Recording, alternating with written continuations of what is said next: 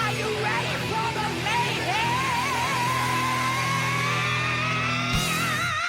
Hosted by Mike, the Big Cheese.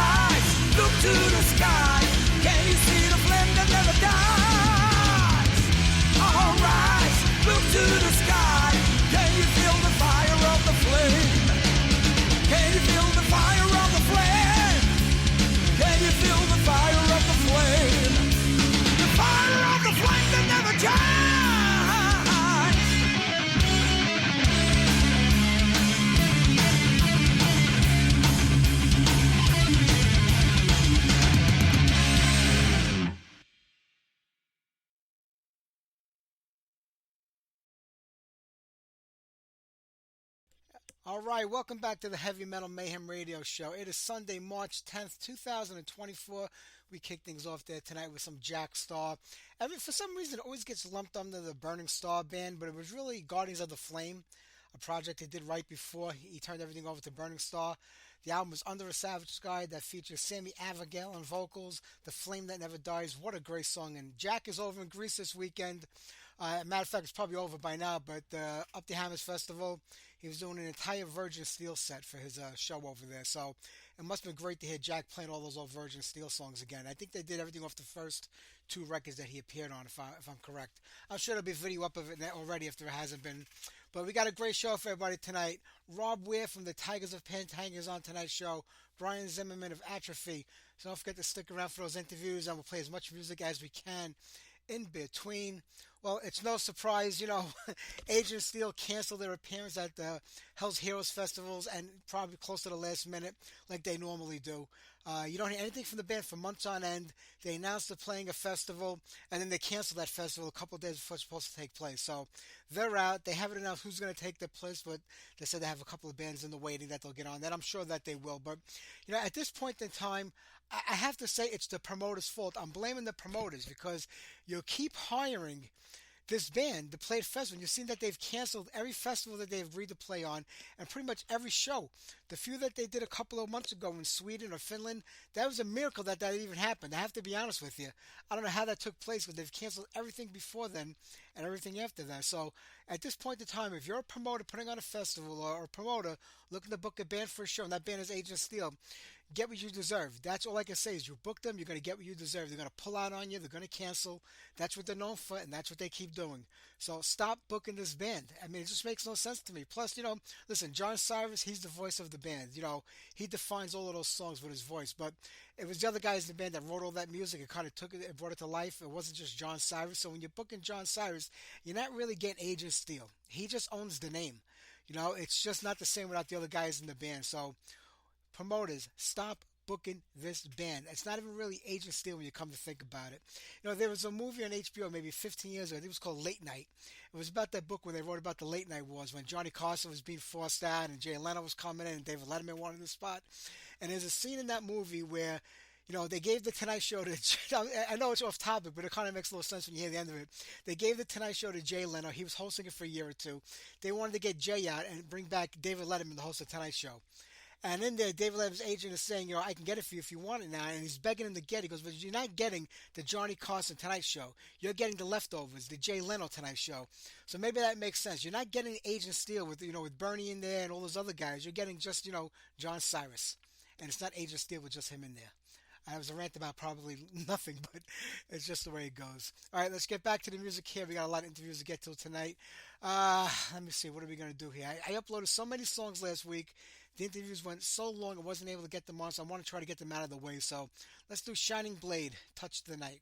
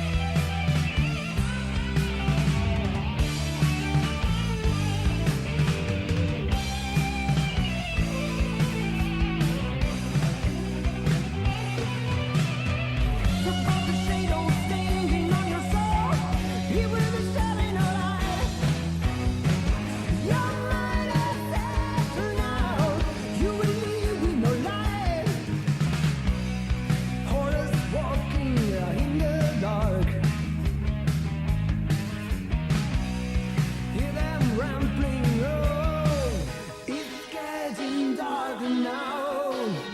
For me, it's hard to cry forever in the night. Yo,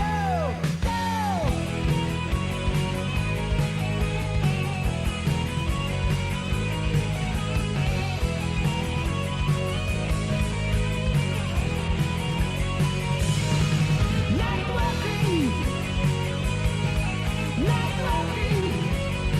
for me it's hard to cry. Whoa, rip the sound all over for you run. Night walking, it's getting darker now.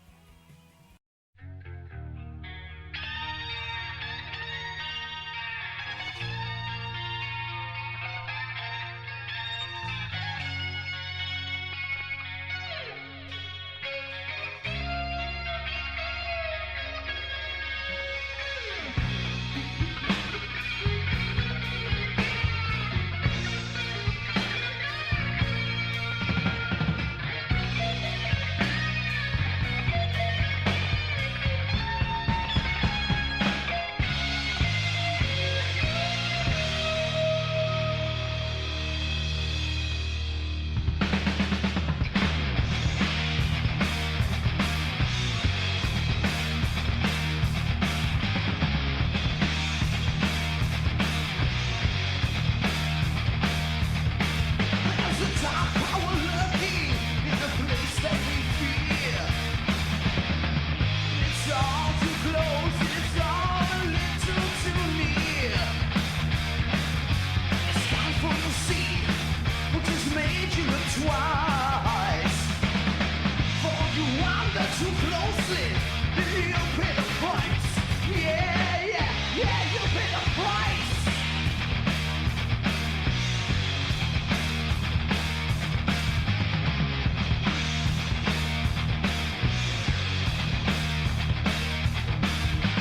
Now you said hoping there's no time to turn back. He's unleashed, he's angry, he's ready for attack. But your faith will still conquer all the evils of bad. For you carry the torch of the chosen and you at your side. It's the force from within. The prince of darkness and sin. Yeah, we must fight at all costs. For faith can be lost.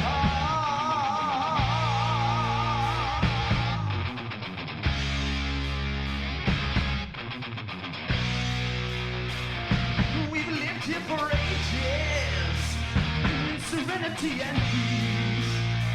But this plague of corruption, it does both you and me. Put your trust in the feeling, put your trust in the faith, because the future's in our hands for the whole human race.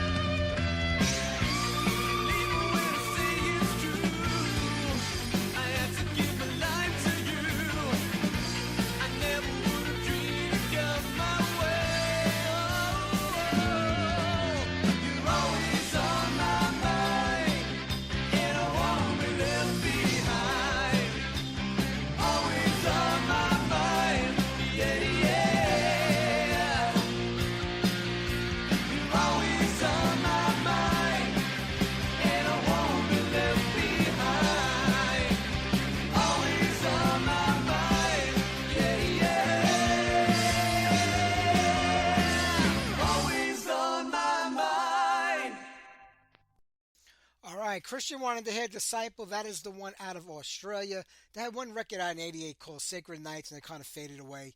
They went by a few different names before then, but then they became a Christian metal band. It wasn't a bad record. It just came out kind of late in the scene. Like we talked about last week, a lot of bands didn't know the scene was going to end, so when they came out is when they came out. But things were kind of collapsing at that time for heavy metal, especially the lighter metal and the hair metal type of bands. But they were pretty good. And there were about 9 different Disciples out in the 80s, from the mid-80s to the late 80s. And I think we had 2 of them on the show in the past, especially the New York one, because I was such a big fan of those guys back in the day. And before that, we did Paradox out of Chicago with Unleashed.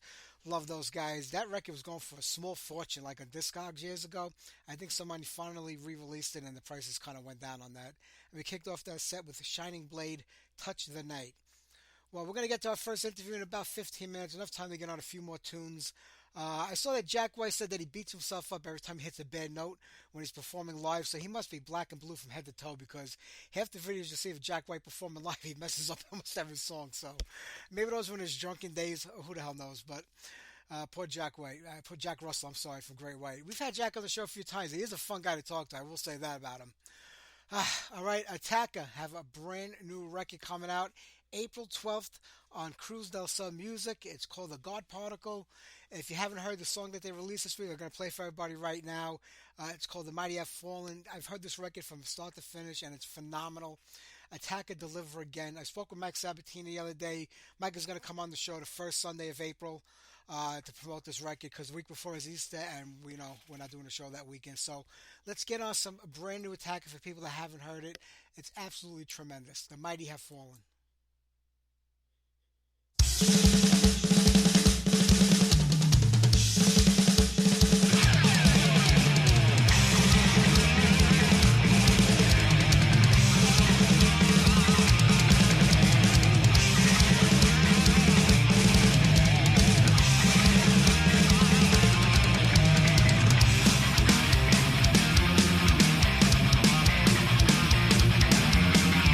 Let's fight!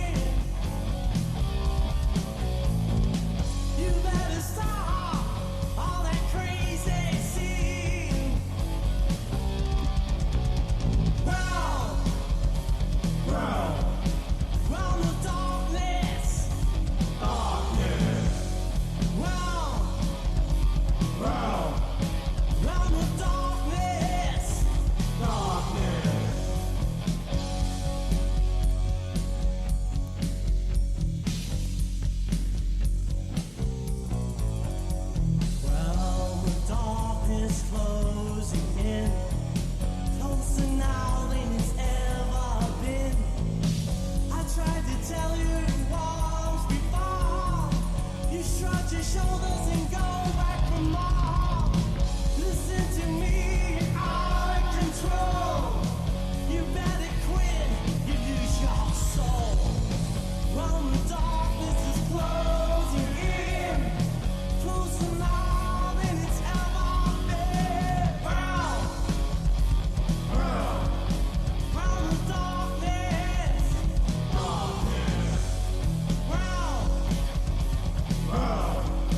round the darkness.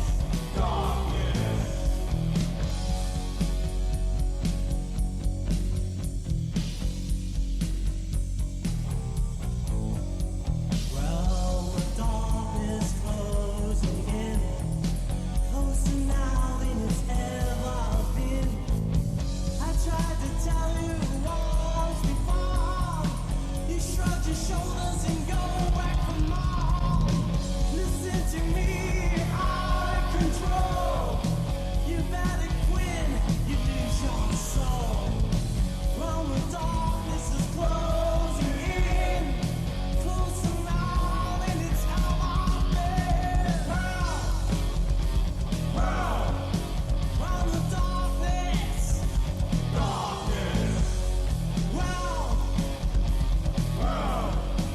round the darkness.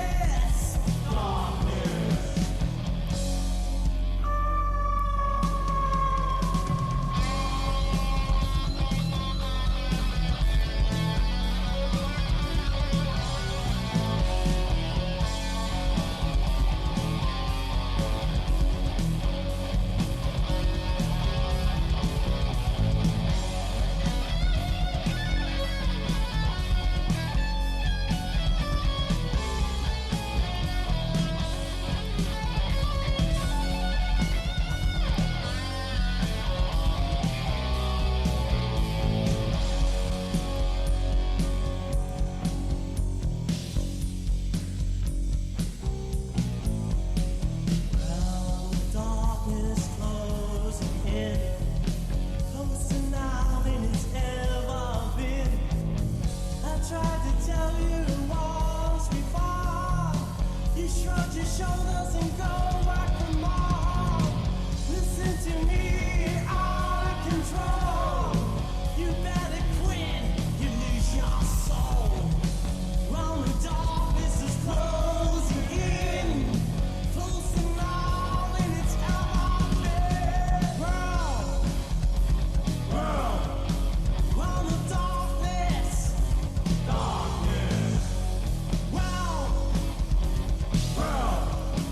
round the darkness, closing in.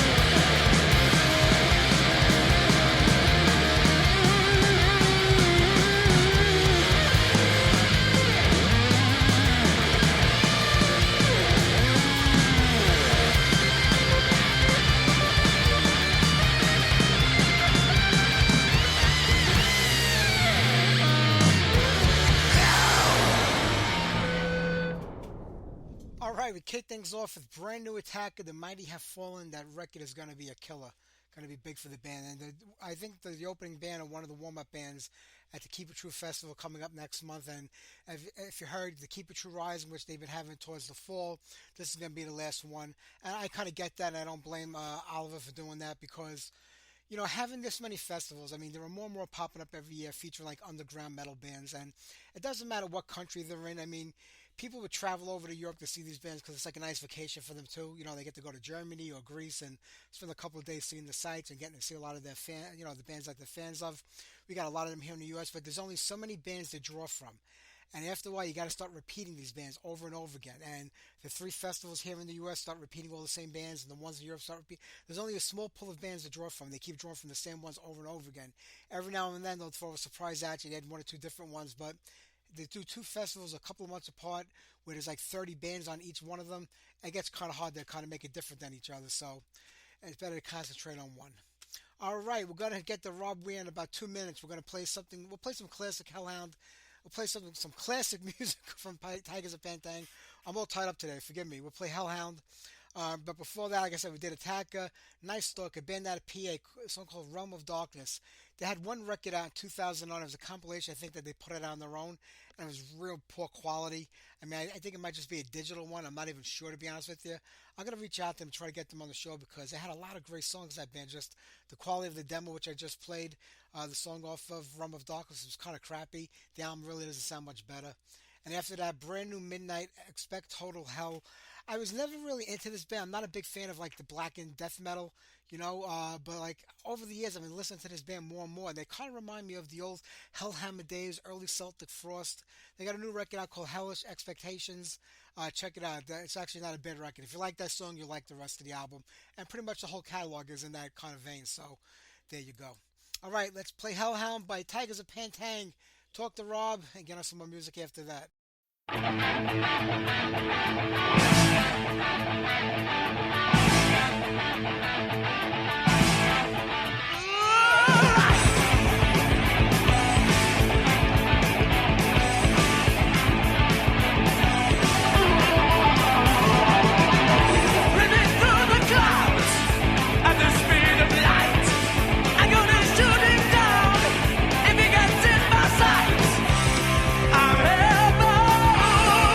Spellbound, I'm shot down, heading for the ground.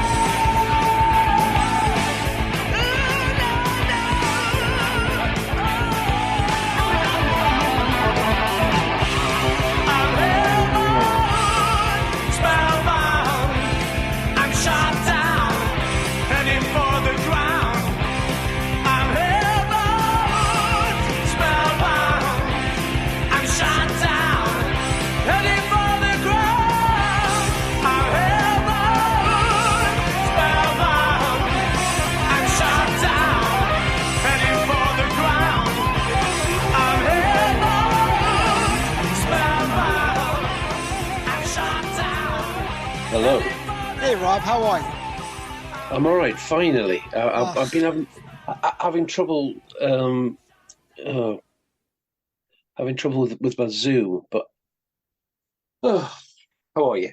I'm doing great. It's a pleasure to have you on here today. And being such a big fan of the Tigers, going back to the very beginning, it seems a long, long time ago, but you're still out there doing it, putting out new records, and now Live Blood. I mean, first live record, I think, in a long time. I mean, the last one was sort of a throwback to 1981, but the first one with this lineup.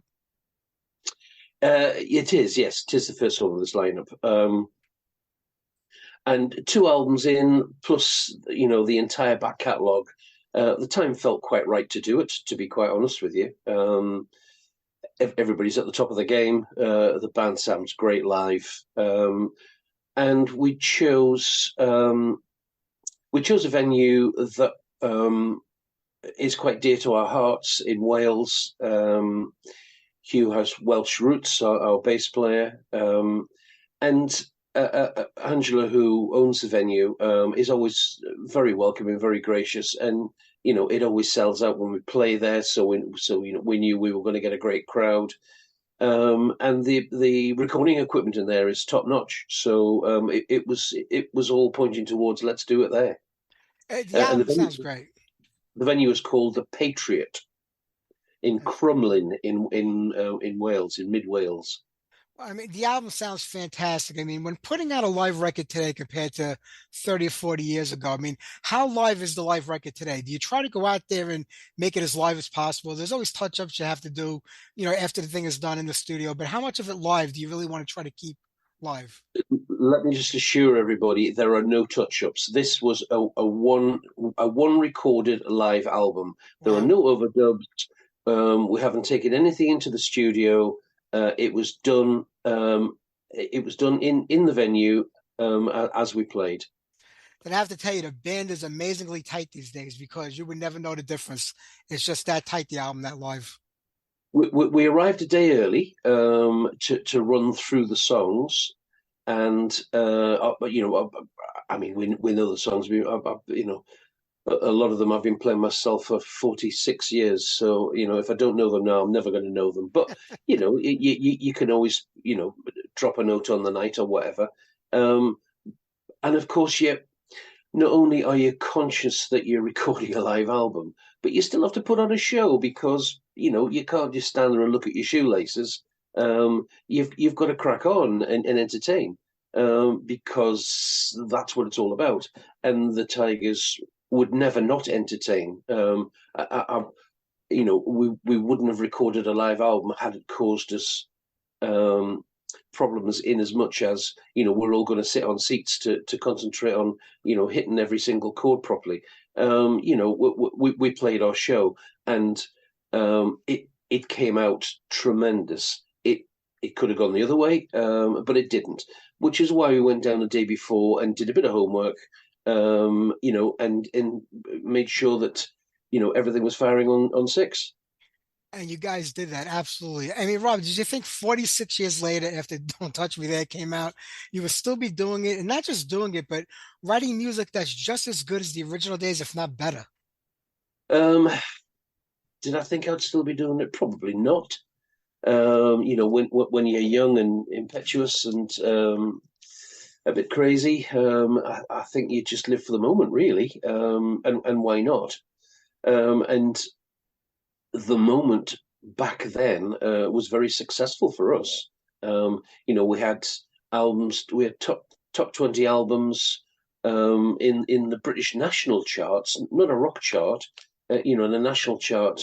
I think Wildcat went in at 13, Spellbound went in at 17, and around us, we had Gloria Gaynor and Michael Jackson and Earth, Wind and Fire and David Bowie and all the big hitters. So for a little old heavy metal hard rock band from Whitley Bay, we held our own for a wee while.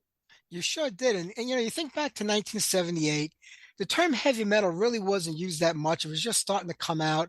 There was a scene developing. Every band was just a hard rock band back then. Then they all started getting pigeonholed into a different category because what you guys were doing really was brand new at the time. Well, yeah. You see, there was a new wave of British heavy metal, which was coined um, and a phrase used by Jeff Barton originally, who wrote about it in Sounds newspaper. Um, but prior to that, if you want, if you want to say it, you have the old school of heavy metal, or hard rock, shall we say, which was, of course, the titans that are, Black Sabbath and Deep Purple and um, Led Zeppelin and Jimi Hendrix and all the kind of forerunners, which kind of paved the way a little bit. And then 78-ish, just sort of towards the end of punk, 78, 77, 78, you had these new rock bands, because we were new, starting up, playing our self-penned music, which had a little bit of all sorts in there, really, all sorts of influences, of course, including a bit of punk. I listened back to Wildcat, crikey. I think I had it on the turntable about 5 or 6 years ago. Gosh, it would be that long. And it kind of struck me how much punk was influencing my songwriting. I didn't really quite grasp that. I thought we were hard rock, but we were certainly hard rock with a good slice of punk in there. But if you think and you listen closely to the Sex Pistols, they were a hard rock band with a punk singer. True. If you put a rock singer in to sing those songs, you would have a hard rock band, because Steve Jones guitar playing, Gibson Les Paul, Marshall amplification, cracking out big fat, rock chords. For all the world over, they were a hard rock band, and they just happened to have, this pretty amazing, wild, crazy singer, who was singing in a punk style. So the styles quite easily crossed over, from hard rock to punk to hard rock. True. When you think about the late 70s, early 80s, like you said, especially in England, punk was really like ruling the world back then. Yeah, bands like Motorhead that came out combining a bit of both, and they really took it to the next Mhm. level. They But did. there was a genre, there were different genres of music back then that you would say they don't stand a chance of making it commercially or getting signed to a record label, but they all did. And people say, like, when the new wave of British heavy metal came out and the underground heavy metal scene started taking off here in America, those bands will never get signed to a label. The next thing you know, Metallica's on a major label. 30 years later, they're the biggest band in the world. So when you started Tigers of Pantang, you had it going at that point in time. Was the goal like, hey, we have to get signed to a major label, get out there and start making this thing bigger and bigger? Or was it just, we're a bunch of kids, we're just having a good time writing music and playing and just trying to create a little something for ourselves? Do you know? I think it was a bit of both. I mean, as a young musician, you always have aspirations of, of ruling the world, of of you know doing as well as you possibly can. And but of course, you want to get out there and play music, and you don't want to worry about record contracts and all that kind of stuff. You just want to get your guitar and plug it in and play and live for the moment.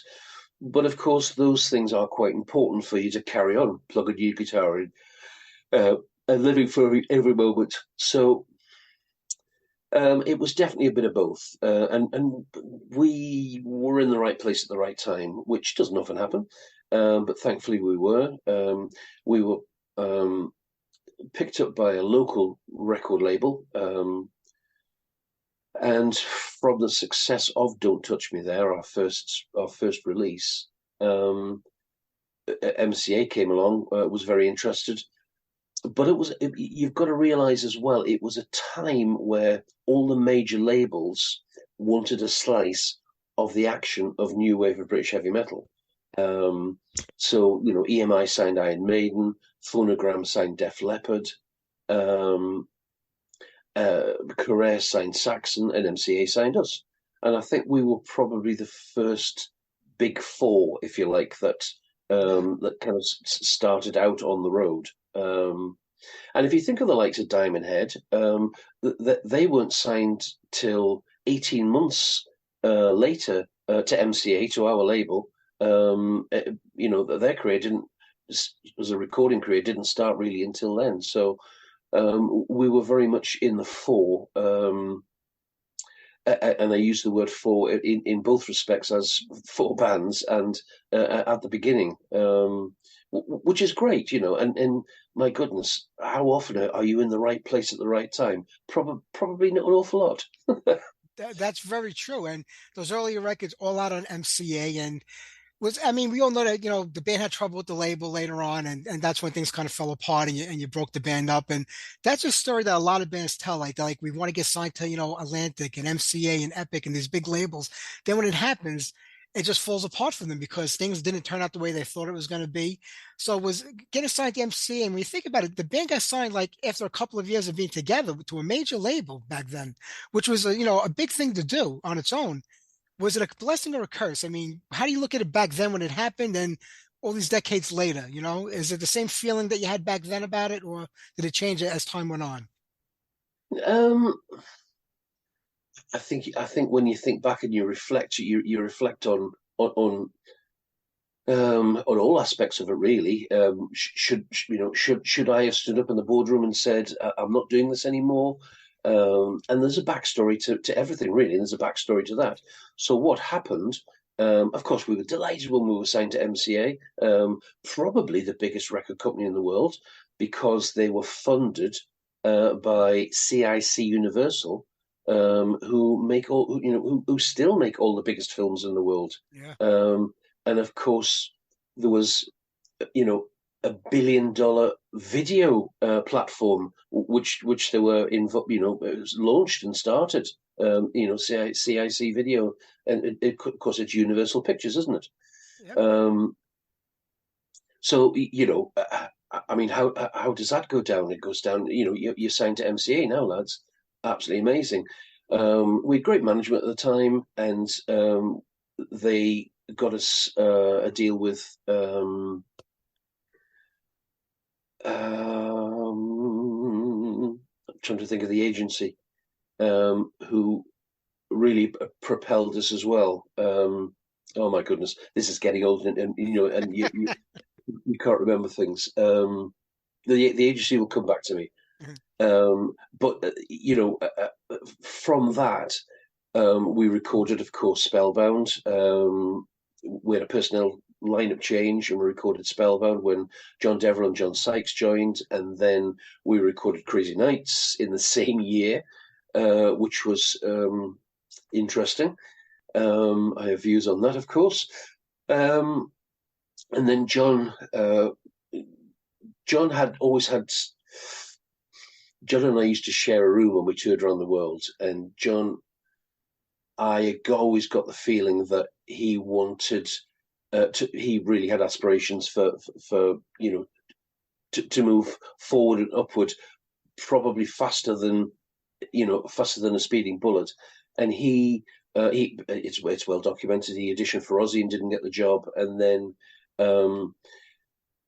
he recorded a single for MCA in a studio in Dublin, and in the next studio, in the next room, was Thin Lizzy recording, and that association started. So again, hey, John was in the right place at the right time. So he went on to Thin Lizzy, and then of course Whitesnake,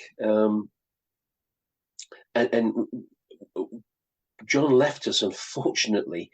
He left 4 days before we were due to go out and do a headline tour of all the French city halls. We had a big French tour. So our manager said, "I know just the guy who can learn, the entire Tygers set in 4 days flat, and we'll be able to cope with it all." And of course, that was Fred Purser, who originally was a guitar player in a punk band. Although Fred wasn't a punk, I have to say. And he came in, and his guitar ability was just ridiculously good. He was a classically trained piano player.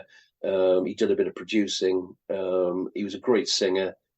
Just an all-round, kind of singing, dancing,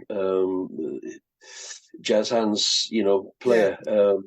And off we went out to France, and kind of conquered France really back then. And then when it came to, we recorded The Cage, but the record company were trying to push us into a direction which I didn't really want to go, which was very AOR, and they wanted us to record songs from outside the band, from songwriters, um, from far and wide. And it got to the point where we actually recorded a fifth album. Fred recorded it. He recorded it and produced it on a little 4-track recorder, believe it or not. Went around everybody's house, recorded everybody's parts, bounced things down, mixed things. And we were in the boardroom at MCA, probably late 80. No. It probably would be. It probably would have. Yeah, maybe it was late 82. Played them this fifth album, and they said, "Oh well, yeah, it's very good. We like that, but we'd like you to record these songs." And they were all from American songwriters, and I just stood up and said, "I'm not doing it. I haven't signed up to record other people's songs." I said, we've got a proven track record here. Wildcat, which was band written, predominantly me, but everybody had their sixpenneth worth. When it went into the top 20, Spellbound, which was John Sykes and I, came up with the music, and John Devil was the wordsmith along with Rocky. That went into the charts at 18, because I remember the day it went in the charts because we were playing in Cardiff, a big hall in Cardiff, St David's Hall, I can't remember, which was sold out. And I said to him, this is our songwriting that's put us into the charts. Why should we play other people's songs? And they said, well, because that's what we want you to do. And I just said, I'm not doing it. And I walked out. So whether that was a particularly brave thing or a particularly stupid thing, that's out for debate. But that's what happened. But we've picked it up, and here we are, doing pretty well again. I mean, Bloodlines was number 5 in the Amazon charts, I think. We're in at 5. With I think Metallica just one above us. I know across in Sweden we were number 7 in the charts, with Taylor Swift below us. So it's nice to kind of almost prove people wrong. True. I mean, you've kept this thing going for so long. I mean, I know there was a short time that you were out of the band in the late 80s when you had Tiger going. And I get that. Yeah. When you were saying, after you told them, you're done with the label, you walk out, do you walk out that door and say to yourself, what the hell did I just do? What did I just say? When does it strike you? But it was the best move, I think, in the end, because you wouldn't be who you were if you were doing other people's music. Let's be honest. No, absolutely not. And as I say, that's not what I signed up for. I signed up to record music that I've written, and I currently write as well. The current band, everybody writes, but it's and everybody has a 20% stake in every single song, which I think is better than just bands that just have one single songwriter, because you're just getting one person's view rather than 5 people's view. And surely 5 people can make a song better than one. That's my view anyway. So that's kind of how I see it. Sure. It's funny because people still bring up Jess Cox when they talk about the Tigers. I'm like, Jess was a great singer. That first record was amazing. But, John sang on most of the records throughout the 80s when you think about it. And going back till now, Jack has been with the band for 20 years. He sang on every record, I think, since 2007 or 8. I mean, he's probably the longest tenured singer of the band, really the voice of the band, in my opinion, after all these decades. Absolutely, absolutely, 100% right. Yeah, Jack is the man. Um, without a shadow of a doubt, he can sing the songs from Wildcat. He can sing the songs from Spellbound, and and everything in between. So we are so lucky, that he has quite a talent in his in his vocal cords. There's no band that's been around for 4 or 5 decades that doesn't go through a lot of lineup changes. It just happens. People don't want to do it anymore. They get old, they give it up, they don't want to play, they just don't know the commitment that it takes to be in a band. But you've had a pretty consistent lineup outside of one or two members joining in the last couple of years. Does it kind of help to have that consistency where at least everybody knows each other?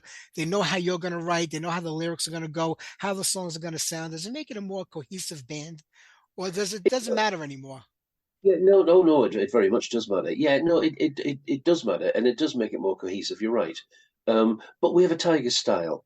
Yeah. So when songs or song ideas are offered to everybody, when they're put in the pot, um, when whoever finishes demoing a song, we have a collective pot which we put everything in. When we're starting to collect songs for for a new album, which we are at the moment.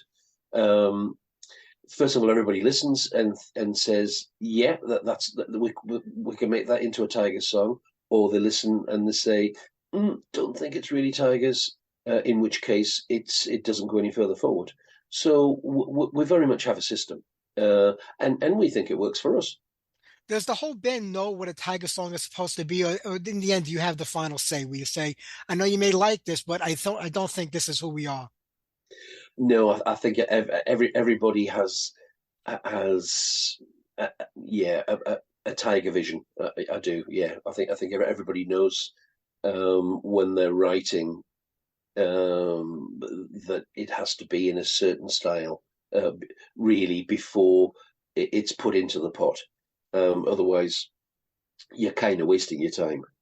True. I mean, Rob, after all these albums and there's hundreds of songs that you've written. I mean, do you ever just run out of ideas? Do you ever just pick up the guitar and say, I don't know where I'm going with this? I mean, do you ever just like, get brain frozen over something? Do you know, I have to say, I'm so lucky. I I never set out to write a song. So when I walk into my little studio, I've got a little demo studio. It's nothing flash. It's just what I need. It's quite old fashioned because I'm quite old fashioned. It's not. I don't record on a computer with all this kind of fancy technology because I don't need to. My brain doesn't need to learn that, thankfully. There are cleverer people out there that kind of, when it comes to recording the album, can do all that. And I just attend and play my guitar and they capture it, which is brilliant. Um, but I never set out. Never say to myself, right, I'm going into my studio today and I'm going to write a song because I know I wouldn't be able to do it. My brain would just say, "What are you here for?" Um, so, so I don't say that. I normally say to my wife, I'm away upstairs to to exercise my fingers to have a play, and whenever I plug my guitar into my studio, and um, I've got a great guitar sound, so that itself helps when your guitar sounds great. Um, and I will honestly say, 10 times out of 10, something jumps out of my fingers, and I can't control it. I don't know it's coming. Um, it's it's quite weird. It's bizarre. Something every single time I plug in jumps out my fingers, and it does it at rehearsals, and it does it sometimes in a sound check. I'll play something, and Jack will turn to me and go, "Oh, I like that. Is that new?" And I'll go, "No, it's just happened." It's just, he says, so he gets us. What he has to do is he has to get his mobile phone out and record it quick because I'll forget it. Yeah. I, Honestly, I, I'll forget it. So it's quite a blessing, really. I don't know. It's just something I can't put my finger on. yeah. I was going to ask you that. Did you ever come up with a riff somewhere out of nowhere and said, "Holy cow, this is the next biggest hit in the world," and then you forgot it when you went to go put it down on, recorded or something? Oh, I've done that. Yeah. If if yeah, I have done that. I really have. Yeah. And Who knows? Because nobody will ever hear it because I've forgotten it. That's true. And I know so many players that they've come up with riffs over their career, and until today, 20, 30, 40 years later, they have not been able to find the song to put it into. Is there anything that you're holding on to from a long time ago that you just can't make work, but you know it's really good and you're still trying to make it work somewhere? um, there are songs that have been offered to the Tygers by myself and by Craig, the drummer, that aren't Tigers songs. So Craig and I and a Italian record producer who mixed and produced the first single, which we did with Francesco, A New Heartbeat. The three of us have got together, and we have now an album worth full of songs, which we're about to record. That's fantastic. So yeah, we have a different outlet. So we'll see how that goes. You know, the new album, Live Blood, is a really great mix of, like, I think your whole career and your whole catalog going up until, Bloodlines from a year or so ago. I mean, is it important to kind of mix everything in, not just to rely on the old songs and the hits? Because you have diehard fans like me that have been there since the beginning that hold that stuff in such high esteem because of the time that it came out and what it was. But the newer albums and the albums over the last 2 or 3 decades have been amazing in their own right, each and every one. So do you try to give each one enough time and enough shine when you're playing live? Yes, absolutely. But of course, when you play festivals there are always time constraints. And we've just done a thing called 70,000 Tons of Metal, which is a heavy metal cruise from Miami down to the Caribbean. And I planned the two 45-minute sets that we were asked to play. And we played them on different days because there were 60 bands and each band plays once going down to the Caribbean. You get a day there, and then there's 2 days sailing back, and every band plays again. And there's 4 venues on the ship. Never done this before, and there's a huge big digital clock on the stage facing the artists, which counts down. So obviously that's the time that you have. Yeah. And on both occasions, I'd miscalculated by 2 songs that we couldn't play, so we played even less songs, and I just, it was quite frustrating, really, because it felt like we were just we'd gone all that way to play 8 songs on each occasion, and it's to choose from 13 studio albums. Is quite if it was just one song from each album, believe it or not, I mean there is probably nearly an hour and a half, and we play 2 or 3 from Wildcat, and maybe a couple from Spellbound and Crazy Nights, and you just have to you have to play the old stuff, but of course you've got to play the new stuff because the band is moving forward and upward all the time. You can't just live on on past glories, because that doesn't sell records. So you have to play your latest release. You have to play at least 3 songs from it to introduce them to people and get them. But the most gratifying comments that you get when you play new material is when you're doing signings and people asking you to sign previous albums and one thing or another, is they say really like the new, they'll say really like the new material. It sounds so Tigers, and that's job done. It really is. And you want to play the new stuff. There's a band here in America called Jag Panzer that just put out a new record. And somebody said, I was looking at the set list and your new sets, your new tours that you're doing, you're really playing a lot of songs off the new record. And he says, why wouldn't we? We're proud of those songs. We wrote these songs. This is our band and what we do. And when he said that, I realized, I said, you're right. Because a lot of people say, I want to hear the hits. I want to hear the classic songs. But if you're a fan of the band, a new song should be just as good as an old song because it's the same band writing it, the same members writing it, and you know what you're going to get. And I think that's one thing about Tigers. That you've never disappointed, at least not to me, in any record. You've always delivered. And you've always made me Thank happy you. with every song you've put out. Yeah, and because we have good quality control, we even we go to the trouble of recording a song, finishing it, and it's on Bloodlines. There was two tracks which didn't make the album, but they've made B-sides. And even now, one of the tracks, we still say it was touch and go whether it was going to go on the album. And now I think I was just playing it today. Actually, the song it's the bonus track on the Japanese release. And could it have been on the album? Quite possibly. Quite possibly. I'm just going to let one of my dogs into the room. Come on, son, in you come. Yeah, go on, get up. Get up, need some tea. He's right.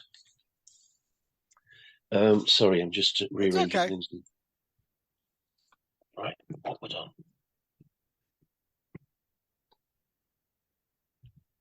He's just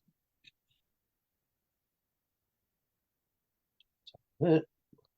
Let's go. Right. Let's put some more lights on. Right, sorry, I'm back.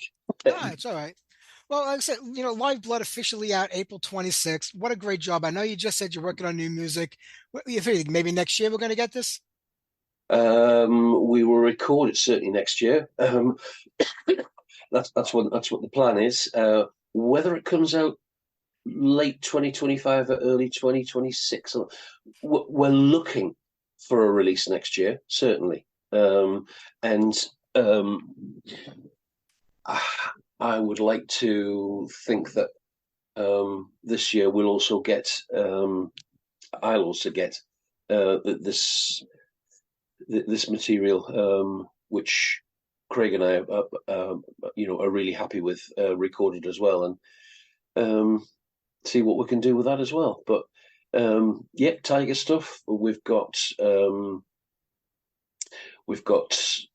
the live album, Live Blood, coming out on the 26th of April. And the press are busy poring over that. We've just has the lead single, Gangland, with a video, is released midnight tonight, I think. And there's other bits and pieces in the pipeline as well, and there's shows everywhere, from Brazil to Hungary, and everywhere in between. So there's lots of stuff happening. That's important. And I think the biggest thing is in a couple of years, it'll be 50 years. And I'm sure there's going to be something spectacular for that. I mean, do you ever see Tygers ending? Does it end when you're just not having fun anymore at this point?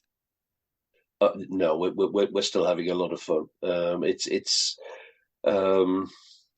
great. In fact, it's never been better, really. I think as you get a bit older, you sit back and you probably enjoy it a bit more when you're young and impetuous and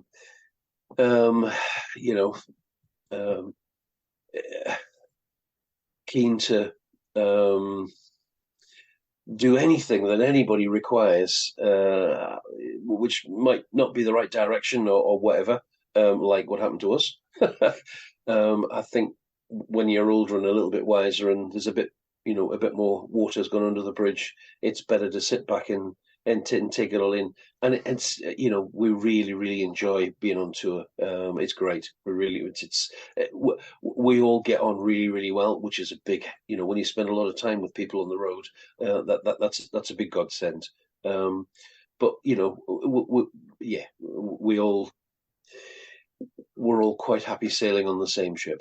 And that's a beautiful thing, Rob. I'm not going to keep, because there's a big clock up there saying you're running out of time. I guess they only give you a certain time limit on Zoom. I've never used it before, but it was a pleasure to talk with you. Such a big fan for so many decades, and I can't wait for the new record to come out another year or so. And right now, Live Blood, April 26th, Metalville. Mighty Music, I'm sorry. Thank you very much indeed. Yes, it's been a pleasure talking to you. You take care, Rob. Have a great night. You too. Thank you very much. Bye-bye. Bye-bye. Bye-bye.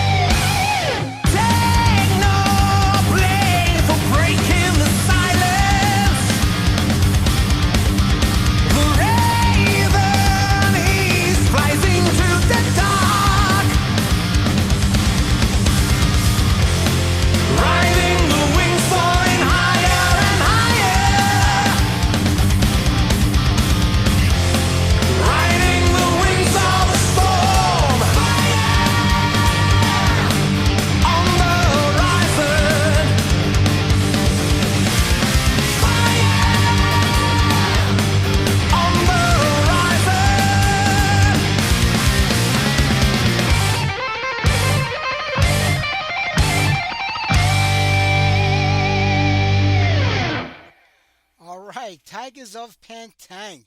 Absolutely love those guys. Such a big fan from going way back in the day. Fire on the Horizon. We got one more interview to go with Brian Zimmerman of Atrophy. This interview was pre-recorded from the other day. It's only about 15 minutes long because he called in late. One day he called in late to start the interview off by 10 minutes. Then when he did call in, he did a Skype interview, and for the entire interview, I'm talking to him, and he knows we're doing a Skype interview. We can see each other. He kept walking away from the computer, looking out the window, staring out the window as I'm asking him questions. And I felt that to be a little rude and disrespectful when you're doing an interview, not to pay attention, to answering the questions. So I kind of cut the interview short. I really wasn't into it after that point. He did it nonstop throughout the entire interview. I don't know if he was looking for his dog or his cat walked out or something, or maybe he's waiting for the Amazon guy to deliver a package. I have no idea, but it just kind of rubbed me the wrong way, and I kind of ended the interview after 15 minutes, but we'll get to that in a few. We're going to play some more music between now and then. We kind of went through all the news. I like Hailstorm. I think on Blabbermouth there were 3 different articles about Hailstorm in the last couple of days. I don't get this band. Can anybody explain this band to me? I mean, they're not a heavy metal band. They're more like a hard rock band. They got some songs that have country tinge to them. There's pop songs. How is this band considered a heavy metal band or kind of thrown into the heavy metal community? It is beyond me. Honestly, I've never heard more than 2 seconds of one of their songs, and it just turned me off. So I kind of went through the catalog today on YouTube, bouncing around from song to song, and they absolutely suck. There's Lizzie Hill. I mean, am I the only one that feels this way? I mean, what is it about this band that attracts people to them? I just don't get it. The music kind of sucks. Every song sounds the same. I just don't get it. Maybe it's just me. I don't know. Maybe I'm an old fogey. Who the hell knows? But I just cannot get into it.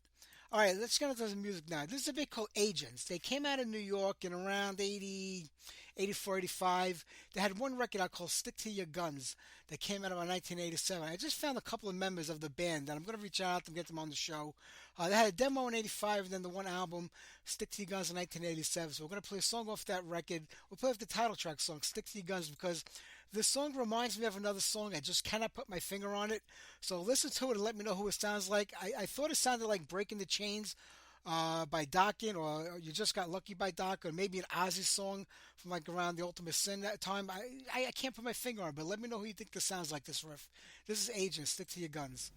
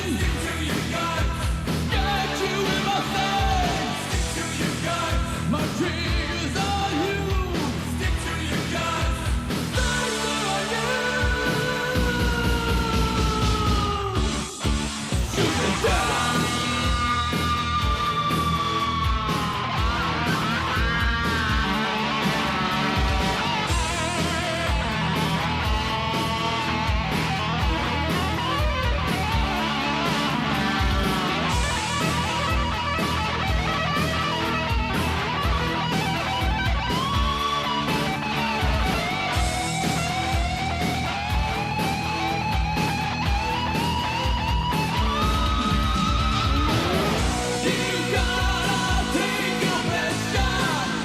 Better lock it loud. I'm telling you, I'll play to win. And I'm in to stay. Stick to your gut. The noose is getting tighter. Stick to your gut. I'm coming for you. Stick to your gut. Time is running out for you. Stick to your gut. I gotta do it now. I got you running. Stick to your gut. Got you in my sights. Stick to your gut. My trigger's on you. Stick to your gut. Go ahead, I'm just gonna fight. Stick to your gut. Stick to your gut. Don't leave my light on fire. Stick to your gut. You're waiting, baby.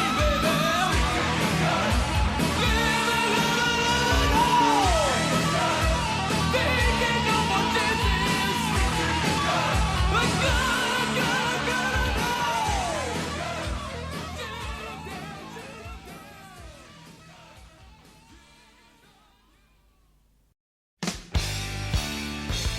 And I said before, I don't want no more.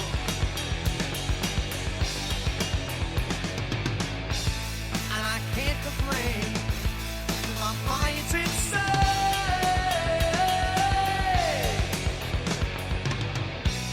I won't say it again, and I won't even think about it. I just hope you believe me, but I think that you're gonna doubt it when I say it again.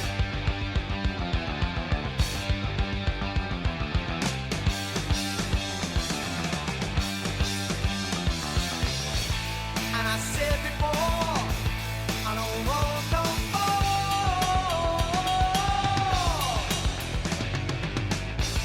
And I can't complain, 'cause my mind's insane.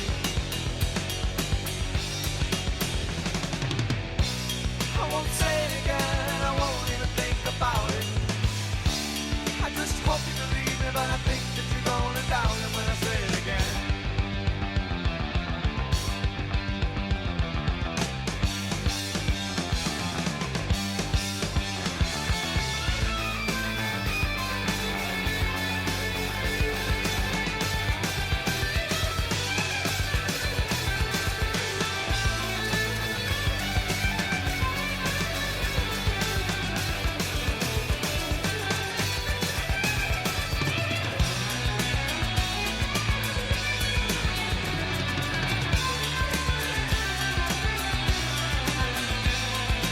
These are the dreams, nothing more to believe.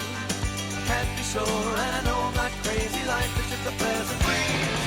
Tides rush the shore, leaves me a little more. Nothing in a bite, me everything I like. We hope I get my dream before. Down, lay down, sacrifice down my way. Don't let the evening sacrifice line forever. Down, lay down, sacrifice down my way. Don't let the evening sacrifice line forever. And I said before, I don't want no more.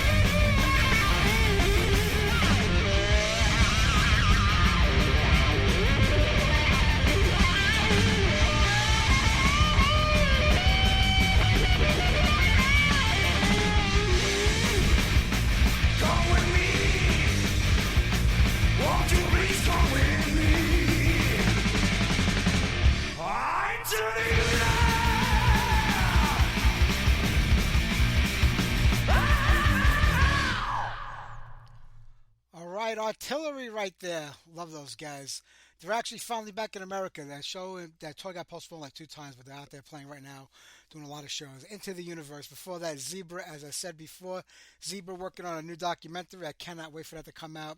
I mean, that's the one good thing about the Anvil documentary is that every band after that decided to do one of their own. So there's more and more coming out. The Voivod one, I think, is going to debut this week at some festival somewhere. So I'm looking forward to seeing the Voivod one also. Nothing better than seeing classic heavy metal bands doing documentaries. I love it. All right, and we kick things off with Agents and Stick to Your Guns. I think it sounds like Docking. Christian said it sounds like Shot in the Dark by Ozzy. So you never know. Could be one or the other. Could be both together. But I'm going to reach out to get them on the show. And maybe we'll ask them if they know themselves what they wrote it about. All right, let's talk to Brian Zimmerman. This interview was pre-recorded, so we'll get that on right now. It's only about 15 minutes long. It's real quick. We'll play up another tune, then we're going to wrap it up here tonight. Next week, Charlie R.G. from Holocross and Iron Cross will be on the show. We also have a band called Super Troop. It features a lot of members of other bands. We're going to have Chaz West on, who's with George Lynch, Kelly Garney, the original bass player from Quiet Riot, and Scott LaFlame, who's in charge of this whole thing, and they play music from each other's bands, so we'll see if that actually happens. This was a new promoter that I'm working with. I don't know if it's going to go through or not, but if it does, there's a lot of guests to talk with next week, so keep around next Sunday night. We got a great show for you, but right now, let's get to the interview with Atrophy. Here's Brian Zimmerman. Hey, Brian, this is Mike. How? There we are. All right, what's going on, my friend? How are you? I'm good. Sorry I'm late. I thought I couldn't find the damn link. So That's all right. Not a big deal. I'm glad to have you on. I mean, listen, I waited 34 years for a new record. I could wait a few minutes for you to call in. Oh, man, thank you so much. Such an Atrophy fan going back to the 80s. I remember getting that first demo tape in like 87, and I'm happy that you guys are still doing it. At least you're still doing it today, and you're putting out great music. And this new album, Asylum, is just absolutely amazing. Oh, man, thank you so much. So how did it all come about? I mean, for people that aren't familiar with the band, let's maybe take it back to the beginning a little bit. 1986, the band gets started. It seems like a year or two later, things started happening. You're signed to Roadrunner Records right off the bat. Seems like a lot happened for a young band just starting out quickly. Oh, man, it did. So me and Chris had played together with James for, a couple summers. And then we all had a little talk, and we said we wanted to be serious, and we needed to find a new drummer. And I originally started playing guitar in the band, and we wanted another solo guitar player. And so we found Tim and Rick. We recorded, I think, 6 months after that, and we sent all our demo tapes out to all the radio guys and the magazines, and we got stellar reviews. And actually, the first show we ever played outside of Tucson was in Phoenix it was called a showcase, and we played for 3 labels, and it was Metal Blade, Road Racer, and Capitol Records. And we only got one album from one of them, and then Road Racer off of the 7 albums, and we went with them. And we were off to Hollywood to make a record. I don't blame you. That's pretty impressive that a band getting started that quickly would have interest on 3 labels, and Metal Blade and Roadrunner being 2 of the larger labels, for the underground scene back in the mid '80s over there. That was pretty good, and I would have went with Roadrunner too. Or it was Roadrunner, Road Racer. It changed names somewhere down the line, but I would have went with them also getting that kind of deal. Oh, absolutely. We were just a bunch of young guys, and the next thing I knew, we were sitting in this guy named Peter Paterno. He was a lawyer for Michael Jackson. And we went to the law offices out in L.A., and I'm sitting on this 30-foot granite table, and they put contracts in front of us all and said, here you go, guys. This is it. We all signed our name. Hell, I didn't even read the damn thing.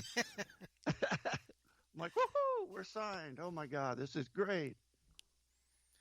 Yeah, well, it's back then when you start a band, you're kids, you're not thinking about, the business part of it. You're not thinking about the money. You just say, I'm going to be on a label. I'm going to get a record out. We're going to go to the next level. You don't think about all that stuff. When you looked at the contract later, I mean, you only had the 2 records at that time, Social Hate and Violent by Nature. But, when you think about it, did you ever really go through that contract later and say, damn, what the hell did we sign? There was stuff in there that, really hurt us.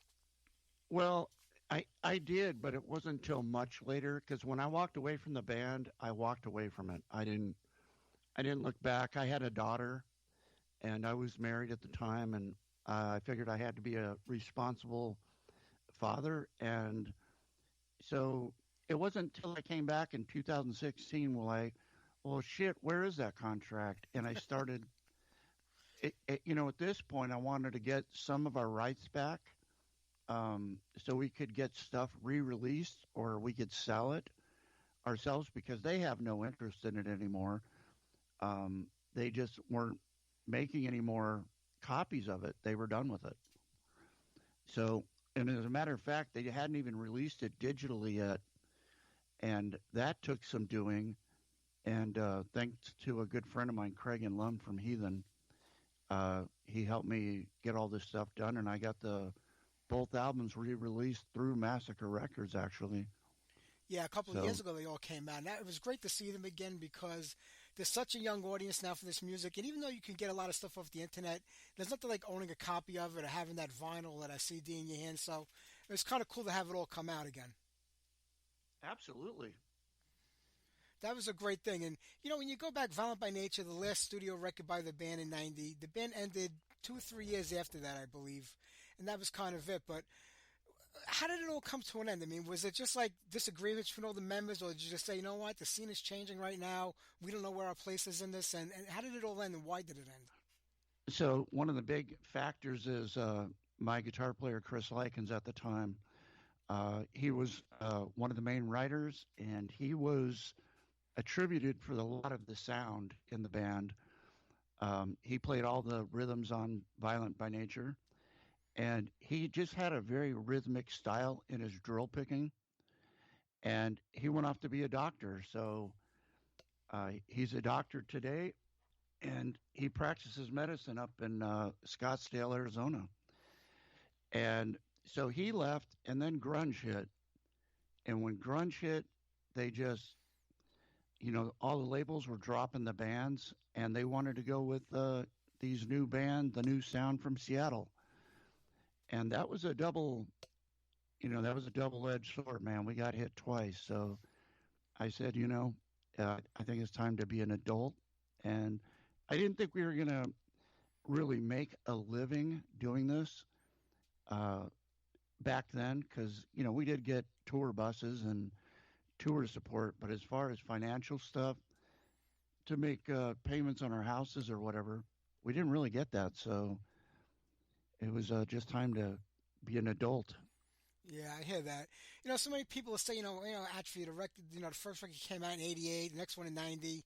Everything was a little kind of late to the scene, but when you're a part of the scene and you're joining it, you don't know what's going to come to an end. So how could you really be late to a scene that you didn't know was going to end?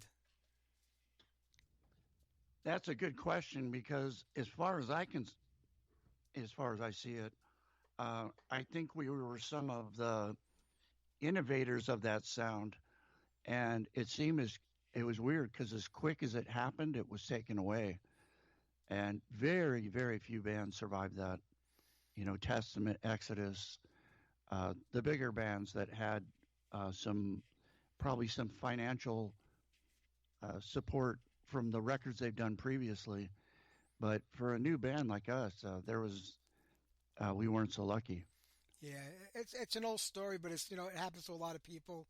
But now the decades go on and they go on, and now it's like 2015, 2016, and three-fifths of the band gets back together again. I mean, did you think that people forgot about the band? Did you realize there was still interest in the band? What made you decide to do it again?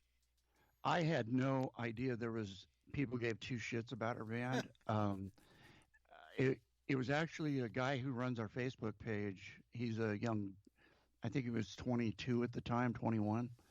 And he said, hey, can I put a Facebook page for you guys? And we said, yeah, go ahead. And he kept trying to get a hold of me, and I kind of disappeared I was a drug addict when I lived in Tucson, so I wanted to get a clean start somewhere else. So I kind of made myself scarce to find. And he kept bothering me, and I finally gave up, and I called my old drummer, Tim, and I said, hey, man, who is this dude? Oh, man, he's just some rabid fan. He wants us to get back together. And then uh, I was notified that if we did, we'd be playing with Testament at the Maryland Death Fest. And I said, wow, that's a pretty good comeback, man. I might want to do that. So I went out to Arizona, and we had two new guitar players, and they sounded pretty damn good, I have to say. And we ran through the old set, and it started right then.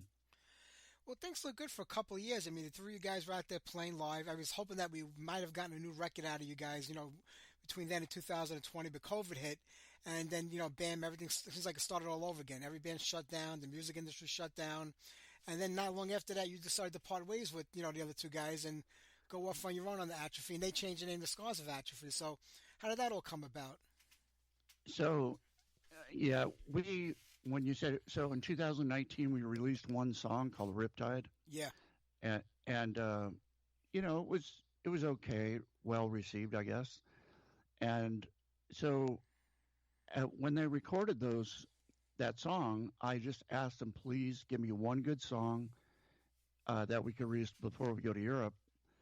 And they recorded four songs, and there was one other song there that had potential, but the other two just didn't sound like Atrophy at all. So we had those songs, and when COVID hit, I tried to get them to write digital like I do on the internet, and that was very trying. And they said, "Hey, I'm going to call in a friend of mine, and he'll help record us." And the guitar sound wasn't there. The songs weren't much that I could work with, and I just said, "Look, guys, this doesn't really sound like Atrophy at all, and I think you should find a new singer." And when I left, I just asked for one thing: please don't use the name, and please don't use the logo. And it was about 2 months later, I saw on the internet that Atrophy was playing in Phoenix. And I called up my drummer. I said, dude, what the hell is going on? Oh, that's not true. It's a misprint. And, we are playing some of the old songs, but we're not called Atrophy. And I said, well, what are you guys called? No response. Yeah. So, and one of the reasons I was kind of upset is because they don't sound like Atrophy at all. I was kind of shocked that they did that. And so about that time, I had recorded half a song with my new guitar player, Mark Coughlin, and it really did sound like Atrophy. It was kind of shocking. And Craig and Lum said, hey, man, can I get some stuff that you guys recorded, last in 2019? And I said, well, all I have is the four songs I did. And I accidentally, because it was just dated, just had a date on, not a name. So I sent him 5 songs, and it was only half of a song that I was writing with Mark. And I said, well, there you go. And he called me back and he said, dude, what is that half a song you have there? I said, well, it's a song I'm working on with Mark. And he said, dude, finish that song and I'll put a lead on it, and we'll send it to a record company. And I said, okay. And he did. And they offered me a record deal. So I got a hold of my drummer, Tim, and I said, hey, Tim, I got a record deal here. And he said, well, what does that mean? I said, well, they would probably like as many original members as possible. And he said, oh, that's cool. I'll give you a call. Well, I waited for 6 months, and then I started seeing more of this Scars of Atrophy stuff. And I took the deal. I said, you know what? I'm probably not going to get another record deal. And I took the deal, and I started writing on that day. And I said, I was kind of shocked that he didn't want to go with me, but he wanted to go with new members. And so we just split ways, and he's doing his thing, and I'm doing mine. It's a tale as old as time, but without Chris writing the music and considering that he was, one of the main songwriters, you kind of knew somewhere down the line if you did write new music, even with, Jim and Tim, that it might not have that same sound, but they really seem to not be able to grasp the original, concept of the band sound-wise and weren't able to recreate it. But with this new record, Asylum, I feel that this is where Asylum would actually would have been with Asylum if you kept going all those years. I think this would have been the natural progression from the last record of Violent by Nature. So I think you recaptured that earlier vibe with new members. So it's funny that you bring that up because everybody who's heard this has commented on that pretty much as you did. So that was the most important thing for me, was trying to capture the essence of the band and make it a little bit better. It's got a little bit better guitar playing, definitely has some better leads. But I wanted to capture the old and kind of wave between the two of new. And we've incorporated a little bit of like Gothenburg, so it's got a little bit fancier guitar playing in it. But it definitely captures the essence of what we are. Absolutely. Thank you for saying that. I think it really does. But like with Mark and Nathan and the other guys in the band, I mean, was there a directive like, hey, listen to the old records if you're not familiar with them? This is what we sounded like. This is what we want to be. Like a modern version of a newer version of it. Did they just kind of know from playing with you what you wanted? It's kind of weird. We actually did the opposite. Nobody listened to it. Me and Mark wrote the album by ourselves. And then Nathan came in and put leads on it. And I found Josh Gibbs from Malevolent Creation halfway through. And we were having a friend of ours do bass tracks. And when I heard Josh play, I said, shit, this guy's got to be on the record. So I gave him 5 songs, and I gave Justin 5 songs. And so one song did get left off the album. But it was, Mark is a very, very accomplished songwriter, even though he hasn't, you wouldn't know him out in the public. When I heard him play for the first time, I was like, that's it, man. He's got that real fast right hand, syncopated drill picking. He's just a great songwriter, and we work pretty damn well together, I think. Yeah, I think you do, and I know there's going to be a lot more great music out of you guys coming up in the future. I mean, last month you were down in South America. Well, actually, we're still in February. It's the 29th. I keep thinking we're going into March already, but we're still in February. At the beginning of the month, you guys were down south. Yeah, we did. We got to play with Violence and Hyrax and Ex-Hoarder, and we did a mini tour down there. We were supposed to go down for 2 weeks by ourselves, and this tour got brought up, and they said, hey, would you consider moving the tour up if you can play with these guys? And I said, well, shit, yeah. Dream for me, man. I'm a huge fan of all the bands that played, and it was just an amazing experience, I have to say. South America is crazy down there for music. They live for metal down there. They do, man. I've been down to Colombia, and I've been to Peru. But I've never been to Central America, and my God, it is a big eye-opener, I have to say. Yeah, over the last 30 or 40 years, it's been such a change, like, in the scene because, everybody wanted to come here to America to play and make big here in America, and now it's over in Europe and in Germany and South America. The tides have turned. Like, we've become the second place, and they've all become, like, the number one for metal. You are absolutely correct on that.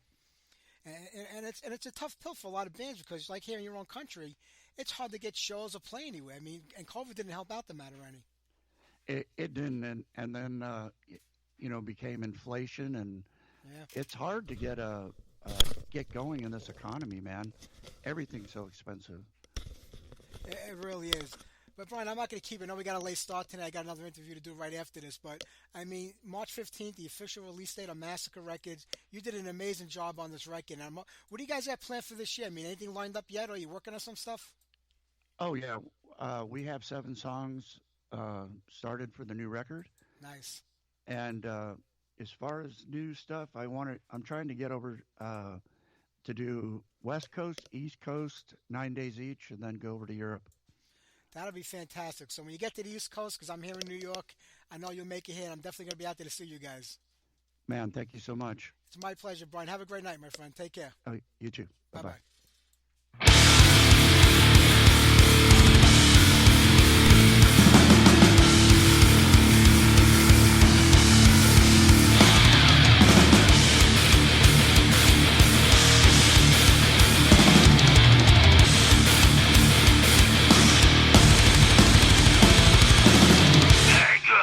Anger is rising, the truth is hiding. We're sick and tired of the lies.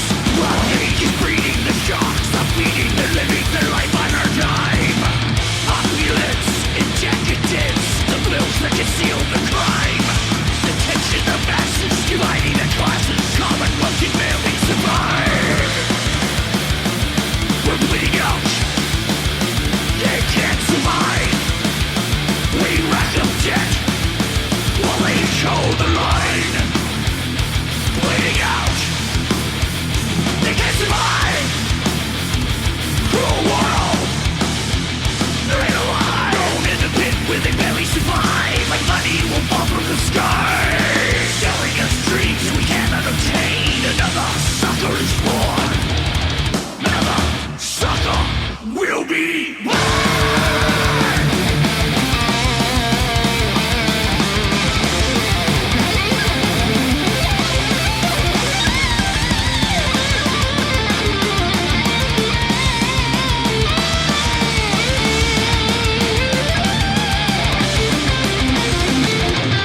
Deficit climbing, the people are fighting, the state of the union declines. While hope is fleeting, terror's like bleeding, our lifeline is cut with the knife. Omnipotent and incompetent, our leaders that want to decline. They raise the ceiling to continue their stealing. The swamp conceals their crime. We're bleeding out, they can't survive. We rack up debt while they toe the line. Bleeding out, they can't survive. Cruel world, there ain't a line. Thrown in the pit where we barely survive. Like money will fall from the sky, selling us dreams we cannot obtain. Another sucker is born. Another sucker will be born.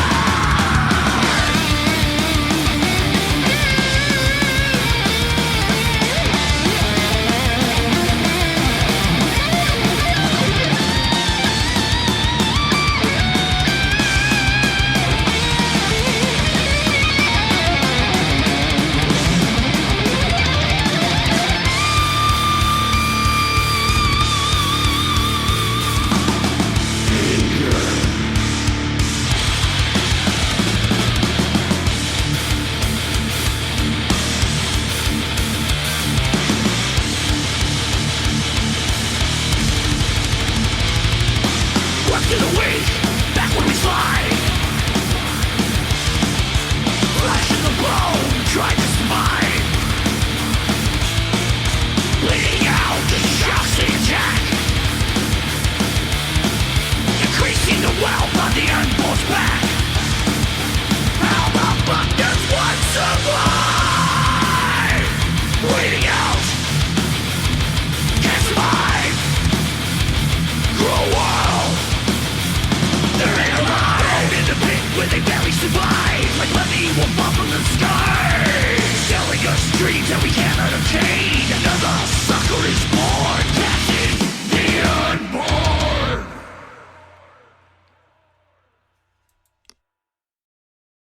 All right, brand new Atrophy, Bleeding Out. We're going to wrap it up at tonight. I want to thank Brian and Robb for being on tonight's show. Don't forget to tune in next week. We got an action-packed show with a whole bunch of guests, if all of them call in. Everybody's live next week, so you never know what you're going to get. How about we wrap it up here tonight with some Child Saint, with the song Child Saint. Take care, everybody. Have a great week. I'll see you next Sunday night.